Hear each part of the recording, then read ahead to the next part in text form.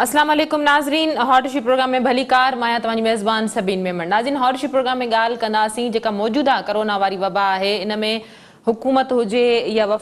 सूबाई हुकूमत हुजे या वफ़ाक़ हुजे, सभिनी जो ध्यानु सिर्फ़ु ऐं सिर्फ़ु हिन वक़्तु सिहत वारे मामले ते आहे। ऐं इहा का नई अचंबे वारी ॻाल्हि बि कोन्हे। दुनिया जे सुधरियल मुल्कनि में पिणु हिन वक़्तु इहा ॻणती जोगी सूरत हाल आहे त कहिड़े तरीक़े सां इंसानी जानियुनि खे बचायो वञे ऐं सिहत या हेल्थ सिस्टम ते तमामु घणो दॿाउ आहे। पर उन सां गॾोगॾु जेकॾहिं ॾिठो वञे त असांजे मुल्क जो शुमार उन्हनि मुल्कनि में थिए थो जिते इंसानी हक़नि जूं भञकड़ियूं तमामु घणे तादाद में थियनि थियूं ऐं रोज़ थियनि थियूं मुख़्तलिफ़ हवालनि सां। इन में ॿारनि सां ज़्यादतियुनि जा वाक़िया हुजनि, ख़ुदकुशी जा वाक़िया हुजनि, घरेलू तशदुद जा वाक़िया हुजनि या दारुल अमान में कंहिं औरत सां अमले पारां ज़्यादती जा वाक़िया हुजनि, ॿारनि जी वीडियोज़ भरण वारा वाक़िया हुजनि, इहे रोज़ानो जी बुनियाद ते वधि खां वधि रिपोर्ट थियनि था। इन ते बि ॻाल्हाईंदासीं। इन खां अलावा मज़हबी आज़ादी जे हवाले सां पिणु असांखे जे मुआशिरे में जेका सूरत हाल आहे अदम बर्दाश्त वारी, उन ते बि ॻाल्हाईंदासीं। इन जो सबबु छा आहे ऐं मौजूदा जेका हुकूमत आहे, हिन वक़्तु जेका सूरत हाल आहे, उन जो ध्यानु इन्हनि मामलनि ते हिन वक़्तु केतिरो आहे। इन हवाले सां ॻाल्हाइण जे लाइ असांखे जॉइन कयो आहे पीपल्स पार्टी सां तालुक़ रखंदड़ इंसानी हक़नि बाबति वॾे वज़ीर जा सलाहकार वीर जी कोहली साहब। वीर जी साहब, भली कार, तव्हां प्रोग्राम में जॉइन कयो। असांजा ॿिया महिमान आहिनि मेंबर नेशनल कमीशन इक़बाल ॾेथो साहब। इक़बाल साहब, तव्हांखे बि भली कार, तव्हां प्रोग्राम में जॉइन कयो। थैंक यू सभिन। वीर जी साहब, कीअं था ॾिसो हिन वक़्तु मुल्क में जेका सूरत हाल आहे इंसानी हक़नि जे हवाले सां?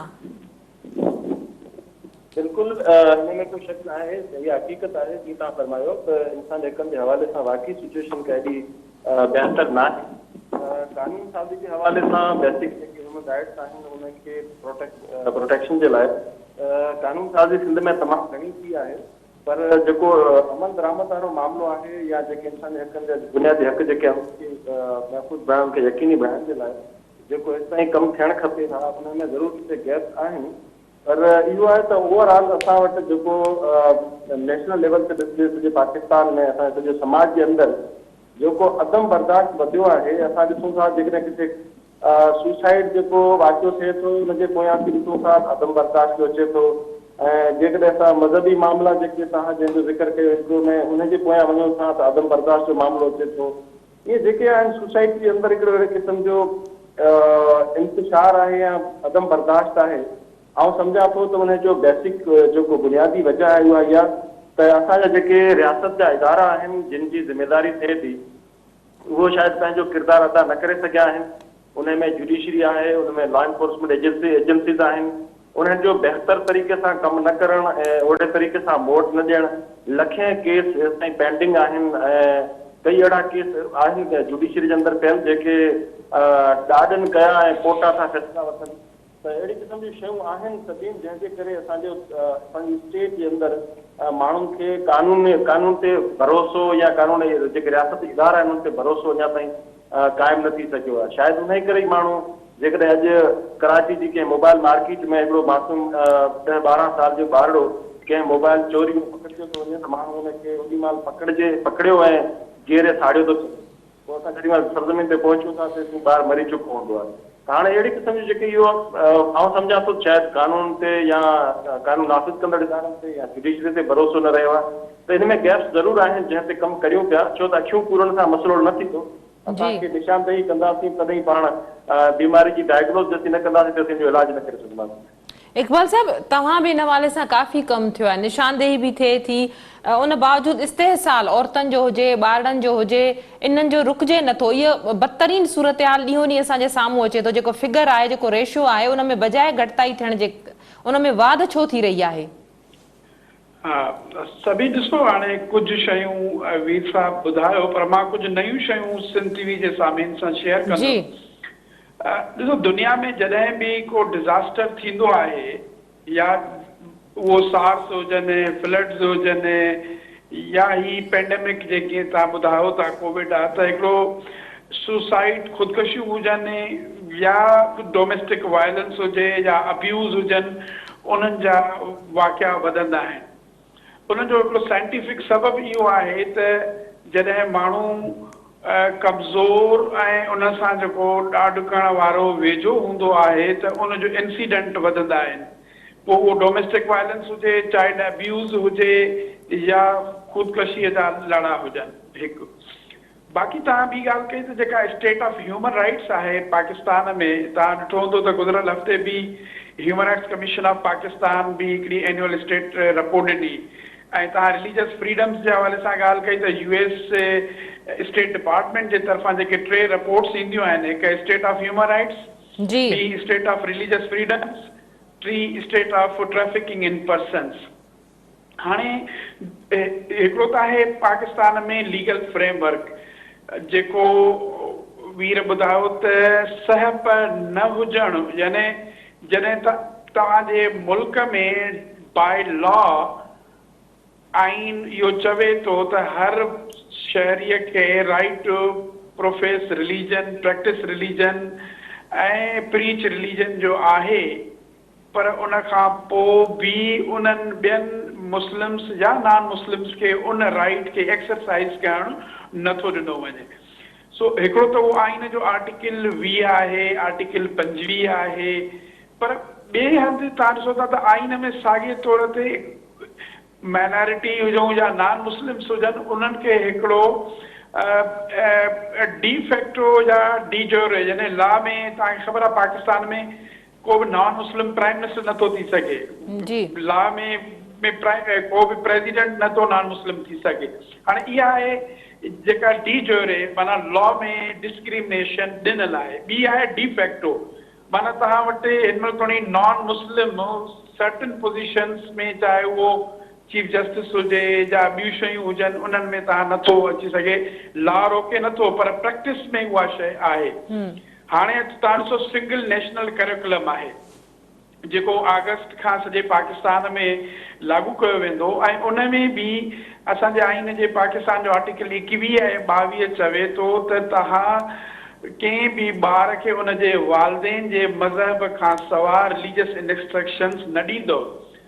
ऐं असां वटि हाणे इहा ॻाल्हि पई हले त असां सिंगल नेशनल करिकुलम ॾींदासीं, ऐं उन में जेके नॉन मुस्लिम्स जी आइडियोलॉजी आहे उन ते फोकस घटि आहे, ऐं हिकिड़ी यूनिफॉर्म सिंगल नेशनल आइडियोलॉजी जी ॻाल्हि कई पई वञे। हाणे जॾहिं इहे शयूं थींदियूं त पोइ तव्हांखे सहप, टॉलरेंस, डिसेंट, ॿियनि खे ॿुधणु, पोइ इहे अहिड़ा लड़ा आहिनि जेके ह्यूमन राइट्स जी वायलेशन जो सबबु बणजनि थियूं। बाक़ी कुझु सुठियूं शयूं बि थियूं आहिनि, जीअं वीर ॿुधायो त लीगल फ्रेमवर्क पंहिंजी जाइ ते इलाही सुठो आहे, पर उन्हनि जे लाइ अलोकेशन छो नथी थिए, उन लाइ पॉलिटिकल विल छो नथी थिए, उन जे लाइ अकाउंटेबिलिटी छो नथी थिए। सो इहे इशूज़ आहिनि, डिसअपियरेंसिस हुजनि, फ्रीडम ऑफ एक्सप्रेशन हुजनि। हाणे अॼु कल्ह क़ौमी असेंबली जे लाइ कैबिनेट पास कयो आहे बिल द डिसअपियरेंस ऐं राइट टू फ्रीडम, पर उहो बि सिर्फ़ु जर्नलिस्ट ताईं छो हुजे। असां वटि तव्हां ॾिसो था त को बि एकेडमिक माण्हू, को बि ॿियो ओपिनियन जेको आहे ॾे, उहो सिर्फ़ु एकेडमिक त न हूंदो या मीडिया सां तालिक़ वारो। सो जनरली ह्यूमन राइट्स जे कॉन्टेक्स्ट में अहिड़ियूं शयूं आहिनि। तव्हां रिसेंटली लास्ट वीक ॾिठो हूंदो यूरोपियन यूनियन में GSP प्लस जेको ह्यूमन राइट्स ते, labour rights, environment and governance ते शयुनि जी 27 कन्वेंशन्स जी ॻाल्हि करे थो। हाणे वीर साहब खां मां इहो पुछंदुमि त जीअं ट्रीटी इम्प्लीमेंटेशन सेल आहे प्रोविंशियल लेवल ते, ऐं ट्रीटी इम्प्लीमेंटेशन सेल आहे फेडरल लेवल ते, त इन्हनि 27 कन्वेंशन्स ते इम्प्लीमेंट करण जे लाइ सूबनि ऐं मर्कज़ लेवल ते अमल करणु खपंदो आहे। इहे शयूं आहिनि जिन खे सूबाई हुकूमतूं 18 तरमीम खां पोइ वॾो हिकिड़ो पोटेंशियल आहे, जेके मुंहिंजे ख़्याल में अञा सिंध में तव्हांखे का डेटा कान्हे। तव्हांखे लेबर राइट्स ते डेटा न मिलंदी, एनवायरमेंट ते डेटा न मिलंदी, ह्यूमन राइट्स ते न मिलंदी। इहे शयूं अहिड़ियूं आहिनि जिन खे असांखे वधीक ध्यानु ॾियण जी ज़रूरत आहे। जी वीर जी साहब, गुफ्तगू तव्हां ॿुधी इक़बाल साहब जी छा चवंदो? तव्हां अॻु में इहा ॻाल्हि एडमिट करे चुका आहियो त इदारनि खे अञा वधीक कमु करण जी ज़रूरत आहे। बेसिक सिर्फ़ु 2 शयूं आहिनि सभिनि। हिकु इहो त असां वटि जेके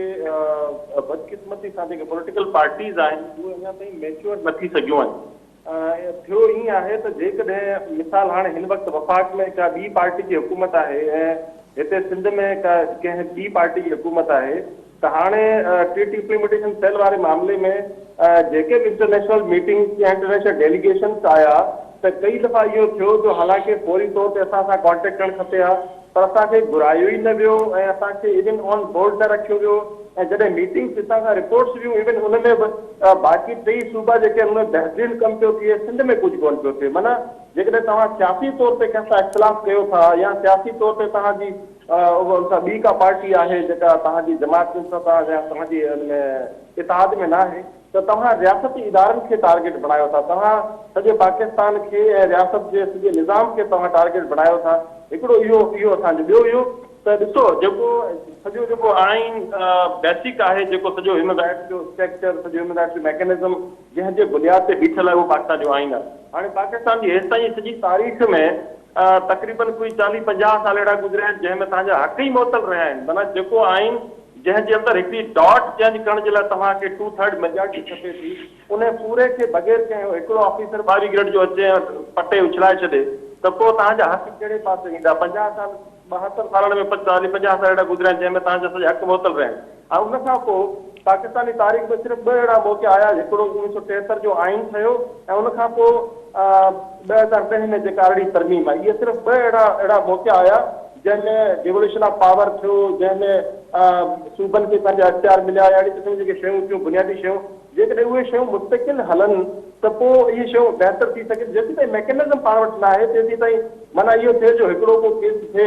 ऐं उन ते असां तव्हां ॿिया सोशल माण्हू मीडिया वारा माण्हू पॉलिटिकल सभु उन केस जे पोयां लॻनि ऐं वरी कुझु ॾींहं रड़ियूं करियूं पाण उनखे हाईलाइट करियूं उन ते डिस्कस करियूं ऐं वरी कुझु ॾींहं खां पोइ नओं को केस उथे वरी उनखे छॾे वरी हुनजे पोयां अचो त ईअं हिकिड़े केस जे पोयां भॼी करे पाण को मैकेनिज़म जोड़े सघंदासीं जेसीं ताईं सिस्टम न हूंदो ऐं सिस्टम सिर्फ़ु तॾहिं थी सघे थो जॾहिं हिकिड़ो मैकेनिज़म हिकिड़ो प्रोसेस आहे उहो जेको असांखे आइन ॾिए थो उहो जेको असांजो पार्लियामेंट निज़ाम ॾिए थो उन सिस्टम खे मुस्तक़िल हलणु ॾियणु खपे ऐं उन में जेकॾहिं का हिकिड़ी पार्टी आहे जेको सुठो कमु करे थी मुंहिंजी हुकूमत आहे त सुभाणे जेकॾहिं ॿी पार्टी अचे थी जेके उनजा बहितरीन इनिशिएटिव आहिनि उनखे भले उन सां सियासी इख़्तिलाफ़ पंहिंजी जॻह ते पर उहे हिन समाज जे लाइ आहिनि उहे हिन मुल्क जे लाइ रियासत जे लाइ आहिनि उहे 22 करोड़ माण्हुनि जे लाइ उन में उनखे तब्दीली न आणणु खपे ॾिसो न असां वटि रोशो आहे असां वटि असां पेंडेमिक जी ॻाल्हि कई त हिते जॾहिं असां सिंध गवर्नमेंट इहो अनाउंस कयो त भई असां हीअ करियूं था त इहो बहितरीन सिचुएशन वफ़ा कोन थियो इख़्तिलाफ़ करे कोन था हाणे जेकर हिकिड़ो हुकूमत चवे थी की असां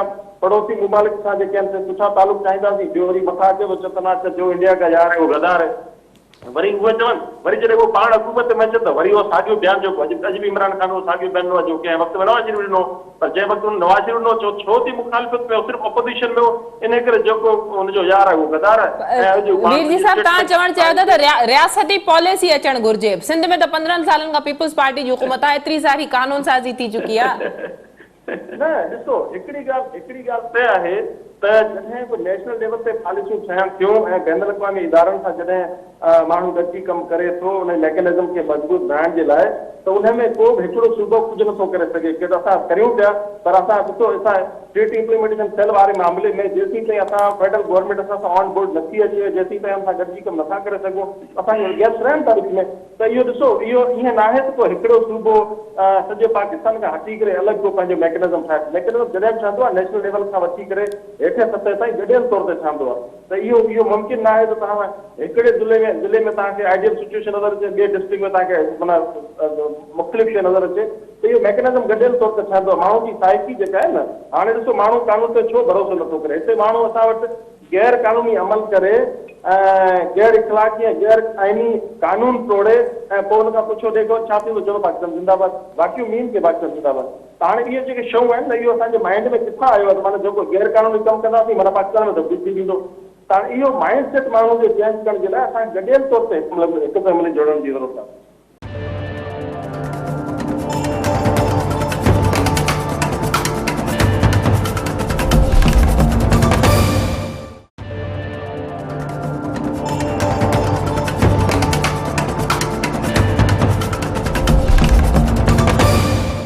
इकबाल साहब गुफ्तगू तव्हां ॿुधी रिसोर्सिस त आहिनि न सिंध गवर्नमेंट वटि पंहिंजी पॉलिसियूं कानून साज़ी त करे सघे थी हिकिड़ो फोरम आहे असेंबली जो सभी सिर्फ़ु फोरम असेंबली जो न आहे मां थोरो डिसएग्री कंदुमि वीर सां जी त ॾिसो भली पाकिस्तान जी तारीख़ में अधु वक़्तु मिलिट्री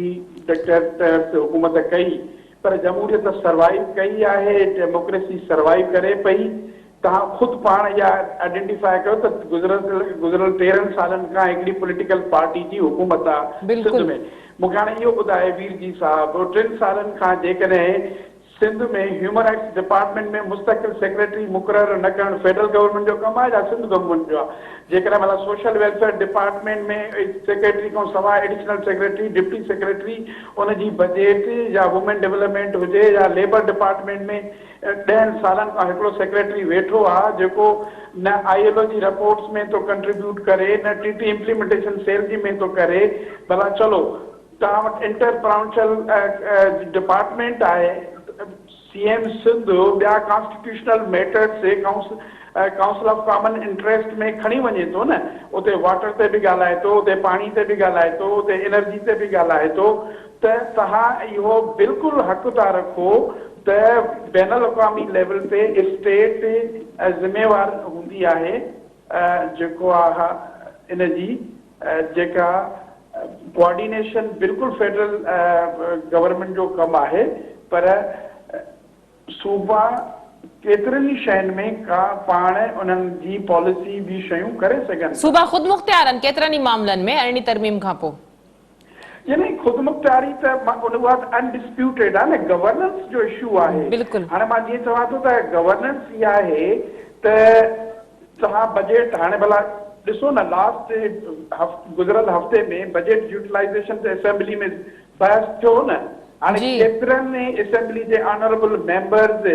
सोशल वेलफेयर ते ॻाल्हायो, लेबर ते ॻाल्हायो या जेको आहे ह्यूमन राइट्स ते ॻाल्हायो, हुननि जे लाइ इहा प्रायोरिटी कोन्हे। हुननि जे हर कंहिं ॻाल्हायो एजुकेशन जी बजट ते, हर कंहिं ॻाल्हायो वर्क्स एंड सर्विस जी बजट ते, हर कंहिं ॻाल्हायो चलो एजुकेशन ते ॻाल्हायो या हेल्थ ते ॻाल्हायो जी। हा, सो उन जे करे मां जो इहो चवणु वीर साहिब सां त ॾिसो हाणे घणो असां इन मोड मां बि निकिरी अचूं त घणो असीं ब्लेम ॿियनि ते कयूं। हाणे हिकिड़ी तव्हां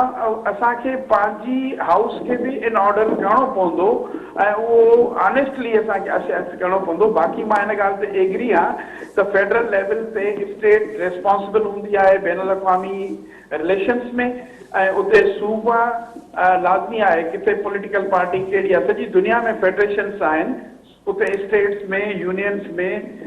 उतां जे प्रोविंसिस में ॿियूं हुकूमतूं हूंदियूं आहिनि, पर स्टेट जा जेके मैकेनिज़म्स आहिनि कोऑर्डिनेशन जा कोऑपरेशन जा उन्हनि खे तव्हां हार्नेस कयो ऐं उन्हनि जे थ्रू रिपोर्टिंग कयो। वीर जी साहब गवर्नेंस जो इशू आहे, इक़बाल साहब जीअं ॻाल्हि कई त बाक़ी मामला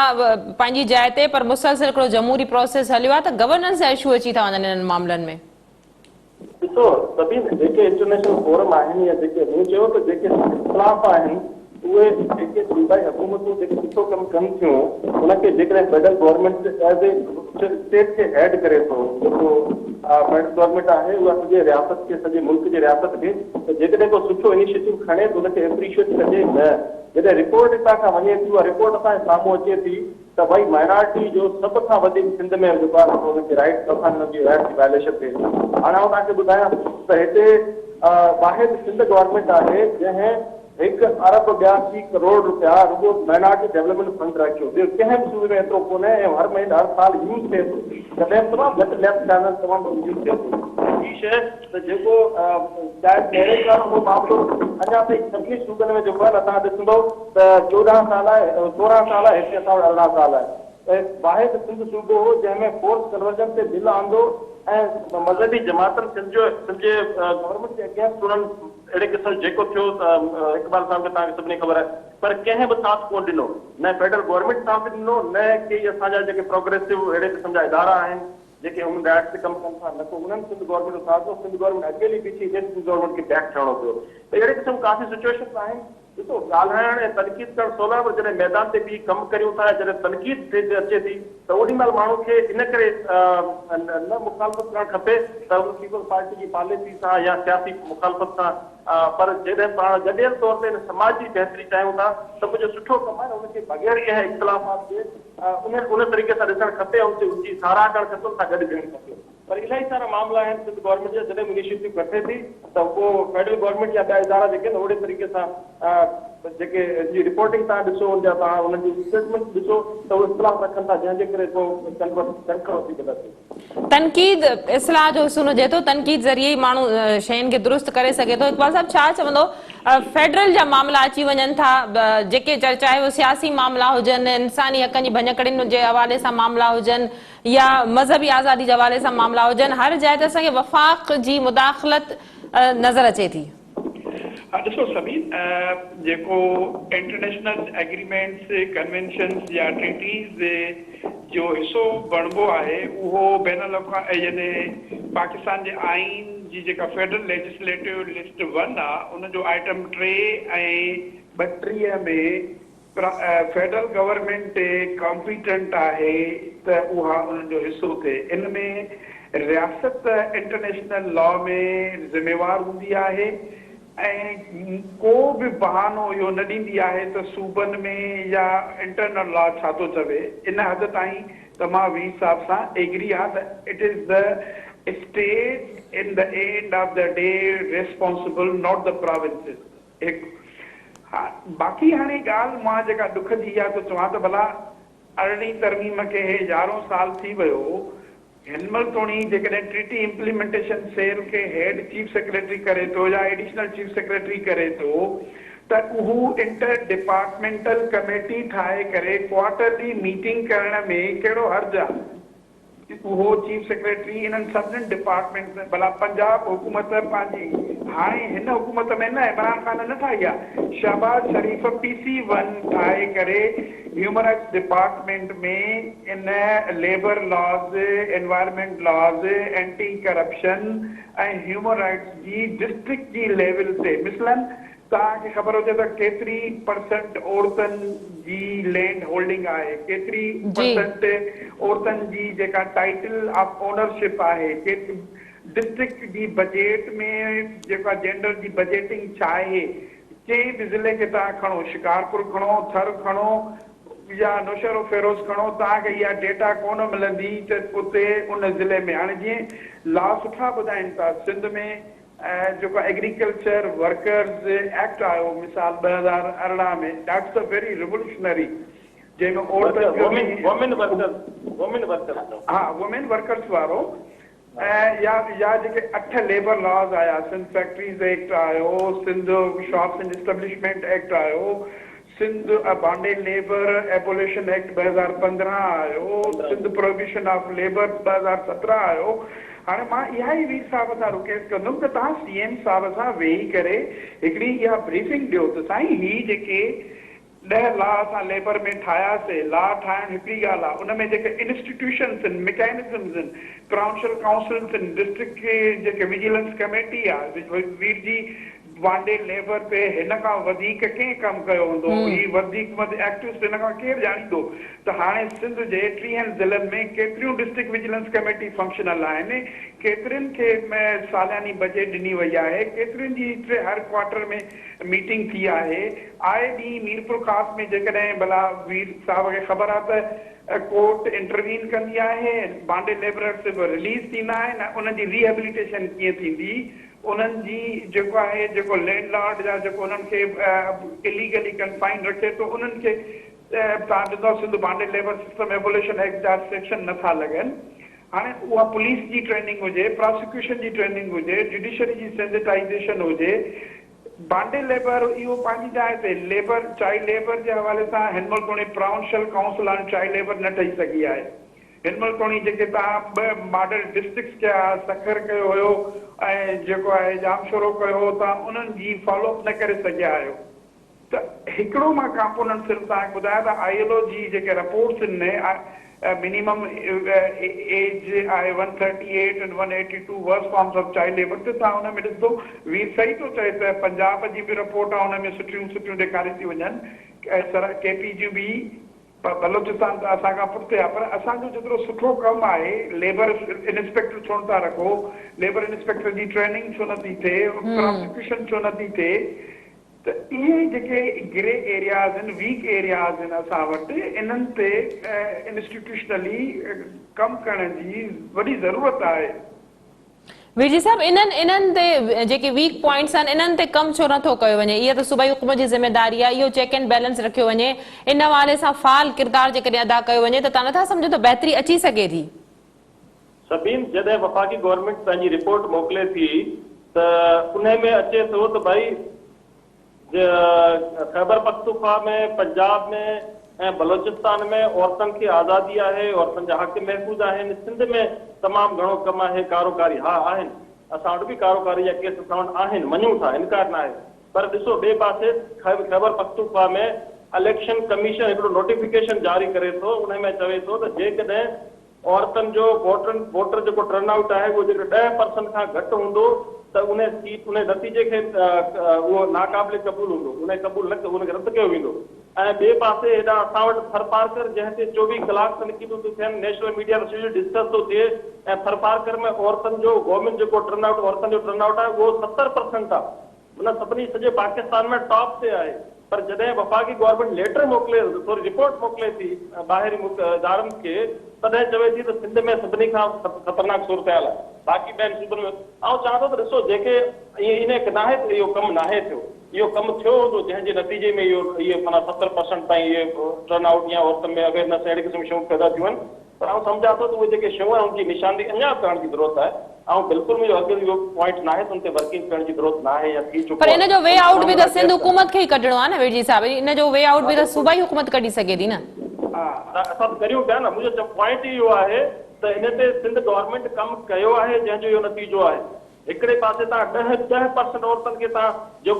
जेको कुल आबादी जो 52% आहे, यानी कि अक्सरियत जेका आहे उहा त उन में तव्हां 10% बि वोट लाइ ॿाहिरि था कढी सघो, ऐं ॿिए पासे 70% वञे की ज़ाहिर हुनजे पोयां कमु थियो हूंदो न। त हाणे आउं चवां थो त उहो वर्किंग आहे जंहिंजो नतीजो आहे, पर हुनखे मज़ीद बहितर बणाइण जी ज़रूरत आहे। इक़बाल साहब तव्हां खां जवाब वठी मां प्रोग्राम खे ख़तमु कंदमि। कहिड़ो कमु करण जी ज़रूरत आहे, कहिड़ी सतह ताईं कमु करण जी ज़रूरत आहे सूबाई हुकूमत खे, जो को त वे आउट कढणो पवंदो न? सभई ॾिसो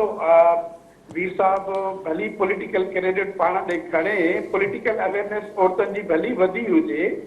उहा सिर्फ़ पॉलिटिकल अवेयरनेस के हिकिड़ी पॉलिटिकल पार्टी जे करे न थी आहे, उनखे त छॾे ॾियो। तव्हां जेको सुवाल असां हिननि खां पुछूं था त जेके इदारा इन्हनि लॉज में ठाहिया विया आहिनि, उन्हनि इदारनि जे बजेट रखण में, उन्हनि इदारनि खे फाल करण में, मिसाल तव्हांखे मां ॿियो ॿुधायां, रुकावट छा आहे? जी हा, दारुल अमान जो तव्हां पहिरां ज़िक्र कयो, बिल्कुलु। मां तव्हांखे ॿुधायां 2012 में जस्टिस अहमद अली शेख साहब जॾहिं सखर बेंच ते हुयो ऐं जस्टिस सलाउद्दीन पंवर 2012 में बि उन्हनि हिकु डिसीशन ॾिनो, वरी 2018 में जस्टिस सलाउद्दीन पंवर ॾिनो। हाणे बि सोशल सेक्टर में दारुल अमान हुजनि, ॿारनि जा इशूज़ हुजनि ऐं आर्फनेजिस हुजनि, उन ते जस्टिस सलाउद्दीन पंवर तमामु घणो प्रोग्रेसिवली कमु करे पियो। पर हाणे उहो आहे जुडिशियल इंटरवेंशन। हाणे हिन वटि दारुल अमान, वीर साहब खां मां पुछां थो, मीरपुर ख़ासि डिवीज़न में गुज़िरियल 10 सालनि खां दारुल अमान ठही न सघियो। मां वीर साहब खां इहो पुछां थो त सिंध में सिर्फ़ु हैदराबाद में दारुल अमान, सखर में, लाड़काणे में, हाणे नवाबशाह में ठहियो आहे, ठीकु आहे। कराचीअ में हिकिड़ो प्राइवेट सेक्टर में जेको हुयो उहो जंहिंखे पनाह जे नाले सां सॾिजे थो। औरतुनि जे हवाले सां वुमेन प्रोटेक्शन ऑफिसर जॾहिं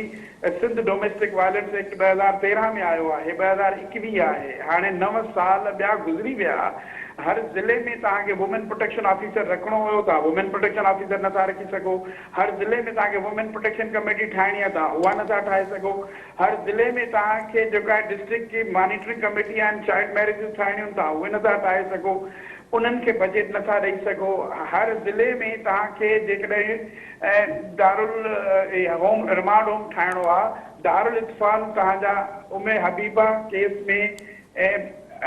कोर्ट जी डायरेक्शन्स आहिनि त छोकिरियुनि खे दारुल अमान नथो रखी सघे, पर पोइ बि तव्हां ॾिसो था त गर्ल्स खे दारुल अमान मोकिलियो थो वञे। दारुल इत्फाल हिकिड़ो सखर में आहे, दारुल इत्फाल ॿियो हैदराबाद में आहे, टियों सिर्फ़ु कराची में आहे। हर डिविजनल हेडक्वार्टर में दारुल इत्फाल हुजणु घुरिजे।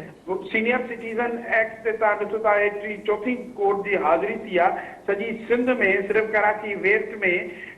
सॼी दुनिया में जेको सोशल कॉन्ट्रैक्ट चेंज थो थींदो वञे, ओल्ड एज पॉपुलेशन वधंदी थी वञे, सीनियर सिटीज़न जे राइट्स, उनजो कार्ड हुजे, उनजो ट्रांसपोर्ट हुजे, उनजी हेल्थ हुजे, मां नथो चवां त सिंध हुकूमत कमु नथी करे, पर अञा सोशल सेक्टर निग्लेक्टेड आहे ऐं इन ते तमामु घणी पॉलिटिकल कमिटमेंट एंड गवर्नेंस जी ज़रूरत आहे। भली पॉलिटिकल अवेयरनेस असांजी वधी आहे, पीपल्स पार्टी जो जेको राइट्स ते जेको बि चाइल्ड मैरिज रेसेंट एक्ट हुजे, हिंदू मैरिज एक्ट हुजे, हाणे बि भला जेकॾहिं 2015 में फोर्स कन्वर्जन जो बिल वापसि थियो आहे त हाणे टाइम वीर साहब खे मां एप्रिशिएट कंदुमि त वीर जा ह्यूमन राइट डिपार्टमेंट जेको आहे ड्राफ्ट बिल फोर्स कन्वर्जन ते ठाहियो आहे ऐं ॿियनि स्टेक होल्डर सां मिली करे इन्हनि शयुनि खे अञा इम्प्रूवमेंट जी इलाही ज़रूरत आहे। सिंध चाइल्ड प्रोटेक्शन अथॉरिटी आहे, उहा तव्हां ॾिसो था त चाइल्ड प्रोटेक्शन यूनिट कोन था डेवलप थियनि ऐं उहा सिर्फ़ु चाइल्ड प्रोटेक्शन अथॉरिटी चलो सूबे लेवल ते ॿारनि अली शाह जो केस हुजे, मरवा जो केस हुजे, डेली बेसिस ते केस हुजनि, केतिरनि केसिस ते तव्हां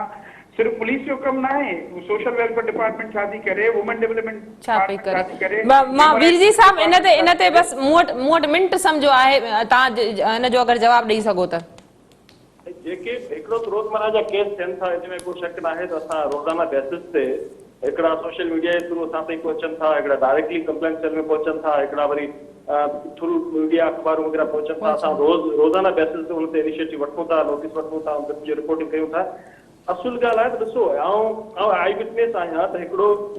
प्राइवेट इदारो, नॉन गवर्नमेंट इदारो सीएम साहब सां मिले थो ऐं उहो चवे थो त असां जेके स्ट्रीट चिल्ड्रन आहिनि या जेके स्पेशल पर्सन्स आहिनि उन जे लाइ असां हिकिड़ो इदारो ठाहियो आहे, दारुल सुकून, ऐं उन में तक़रीबन 600-700 ॿार असां वटि आहिनि जेके पेरेंट्स बि छॾे था वञनि, स्पेशल पर्सन जेके नथा संभाले सघनि, त असांखे बिल्डिंग जी ज़रूरत आहे। त सीएम साहब पंहिंजी स्पेशल ग्रांट मां तव्हां केॾी महिल विज़िट करे ॾिसो त हिकिड़ी शानदार